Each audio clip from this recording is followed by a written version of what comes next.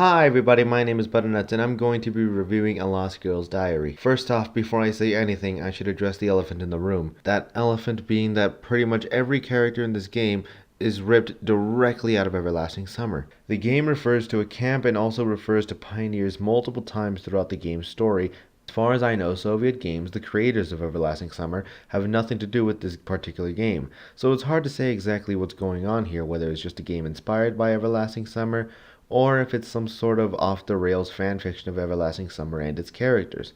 But basically, every character is a direct clone of someone from Everlasting Summer with maybe a few differences.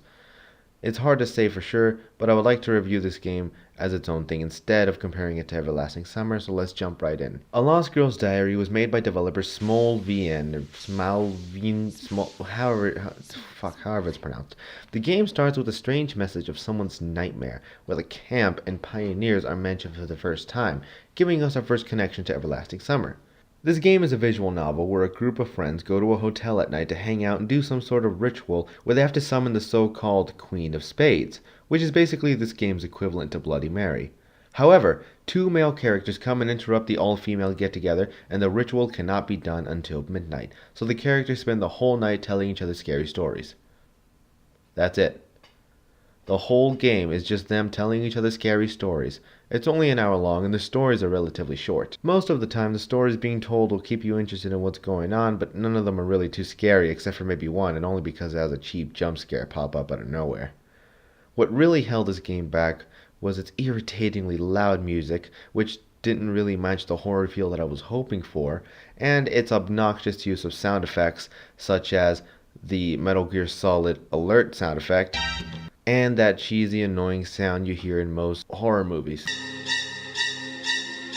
Also, the dialogue between the characters isn't very good either, but that could just be a result of translation issues, as you will see multiple grammar issues going on due to it being translated from Russian. Another thing I felt really held back the game was that for a visual novel, it didn't really have many visuals. It leaves a lot to the imagination, which is what reading is for, but that's not what a visual novel is for. Each story being told had about one single image to show what's going on, or to maybe give a quick look as to what you should be afraid of. Each story can be considered as chapters to the story, as you will be told stories such as Black Bedsheet, Red Teeth, and Forest Light by each of the characters.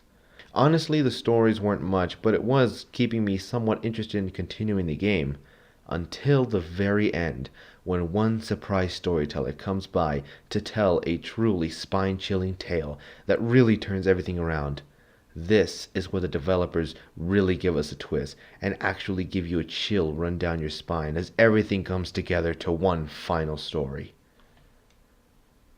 before they ruin it by bailing out on it at the last second and just making it something stupid. Honestly, the ending was extremely disappointing, and it could have been something great and actually scary if they didn't bail out at the last second.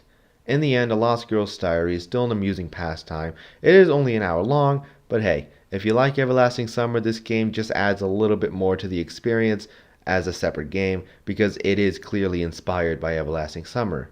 It's free, so take an hour out of your day and check out A Lost Girl's Diary. I give A Lost Girl's Diary a 7 out of 10. Despite every negative thing I've said about this game, it's pretty fucking great. I spent an hour and a half playing this with my friend, and we just had a great time just laughing at all the bad things about this game and enjoying what good things it did have to give us, which I know I didn't really go into what good things there are, but I can't really talk about the good things without maybe spoiling something that really is best experienced on your own. So I highly recommend that you go check out A Lost Girl's Diary. It's free. You can finish it in maybe an hour or two. And thanks for watching. Have you played A Lost Girl's Diary? If so, tell me what you think in the comments. Like and subscribe for more videos like this coming up, and I will see you guys next time. Butternuts out.